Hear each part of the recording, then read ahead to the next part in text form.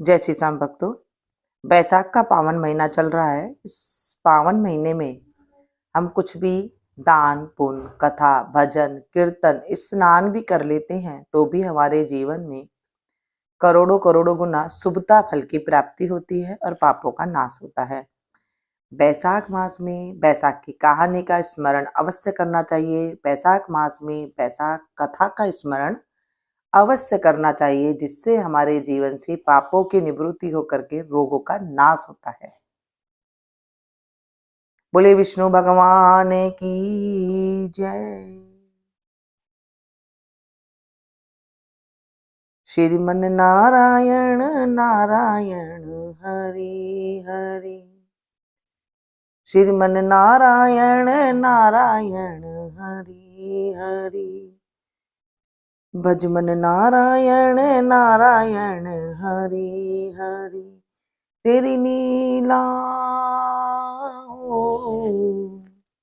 तेरी लीला सबसे न्यारी न्यारी हरि हरि। श्रीमन नारायण नारायण हरि हरि। आज हम चौथे अध्याय का स्मरण करेंगे। नारद जी बोले, हे राजन, जैसे रसों ने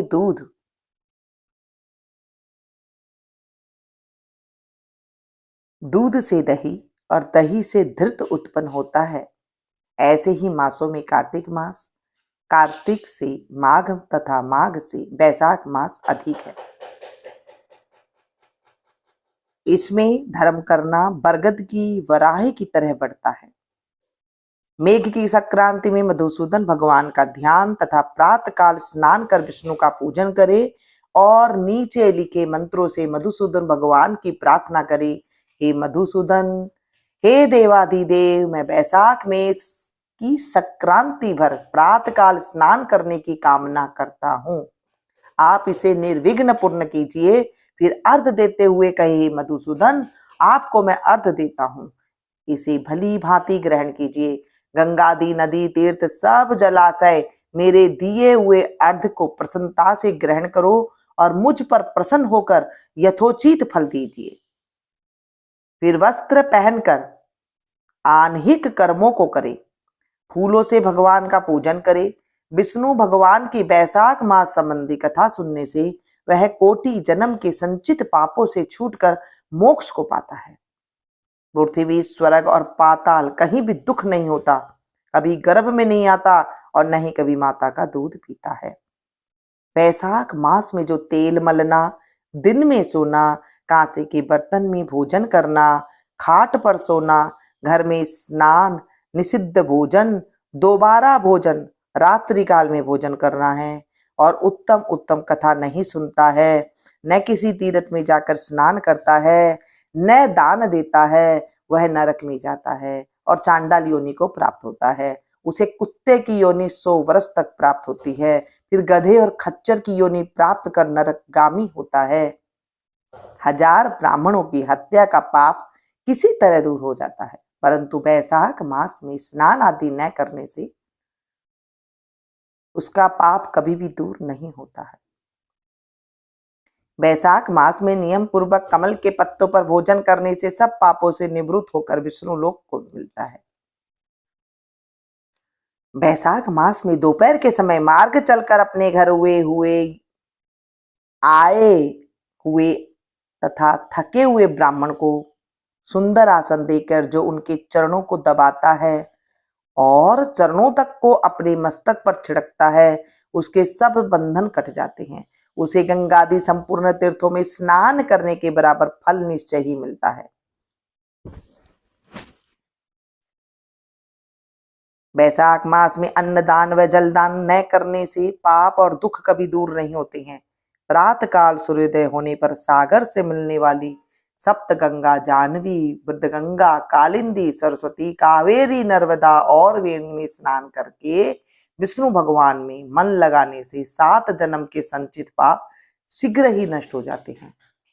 बैसाख के महीने में बावड़ी में स्नान करने या घर से अलग अप्राकृत गो के चरण के रखने की जगह के समान जल भरा हो तो उसमें भी स्नान करने से, हे राजन, बड़े बड़े पाप दूर हो जाते हैं। जो कोई धन संपन्न हो अथवा दरिद्र या पराधीन हो, उसे जो वस्तु मिल जाए वह ब्राह्मण को दान देना उचित है। कंद मूल फल शाक नमक गुड़ बेर पत्र जल और छाछ जो वस्तु दान की जाएगी अपरिवर्तित होती जाएगी।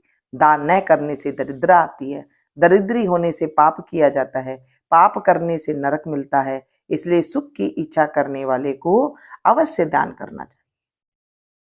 कोई बड़ा मकान अच्छा सुंदर और सब सामग्रियों से शोभायमान हो, मगर उस पर छत न हो तो शोभा नहीं देता। जैसे दया न होने से सब गुण वृथा है। जैसे उत्तम साग भी बिना नमक के स्वादिष्ट नहीं लगता, जैसे कोई कुरूपवती स्त्री श्रृंगार होने पर भी अच्छी नहीं लगती, ऐसे ही वैशाख मास में जो धर्म कर्म या स्नान आदि नहीं करता है, उसका किया सब वृथ होता है। वैशाख मास में तीर्थ यात्रा जप यज्ञ दान और होम आदि का फल भी अधिक होता है और तुरंत फल मिलता है। मधुसूदन भगवान इसके देव है। जिसने किसी प्रकार भी वैशाख मास में मधुसूदन भगवान का पूजन नहीं किया वह मूढ़ है। मूढ़ बुद्धि शुक्र की ओर नहीं पाता है।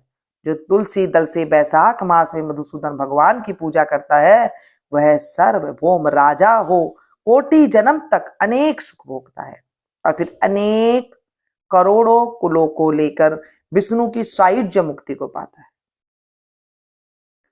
बोले विष्णु भगवान की जय। मेरा आपकी कृपा से सब काम हो रहा है, करते हो तुम कन्हैया मेरा नाम हो रहा है। मेरा आपकी कृपा से सब काम हो रहा है। हे प्रभु, आज हमने वैशाख मास के चौथा अध्याय के पाठ का स्मरण किया है। इस कथा में कोई भी त्रुटि हो गई हो तो अबोध बच्चा समझकर माफ कर देना, अधूरी है तो उसे पूरी करना, पूरी है तो प्रभु इसे स्वीकार करना। हे प्रभु, जो इस कथा को सुने सुनाए हो कारा भरे, उनके जीवन से भी पापों की निवृत्ति करना। बोले विष्णु भगवान की जय। तमेव माता च पिता तमेव तमेव बंधु च सखा तमेव तमेव विद्या द्रविणं तमेव तमेव सर्वं मम देव देव। पापं पापकर्मं पापात्मा पाप संभवो त्राहि मां पर्वतनाथो सर्व पापो हरो हरो त्राहि मां पर्वतनाथो सर्व पापो हरो हरो त्राहि मां पर्वतनाथो सर्व पापो हरो हरो। सांब सदा शिवाय नमः। मंगलम भगवान विष्णु मंगलम गरुड़ध्वज मंगलम पुंडरीकाक्ष मंगलाय तनो हरि।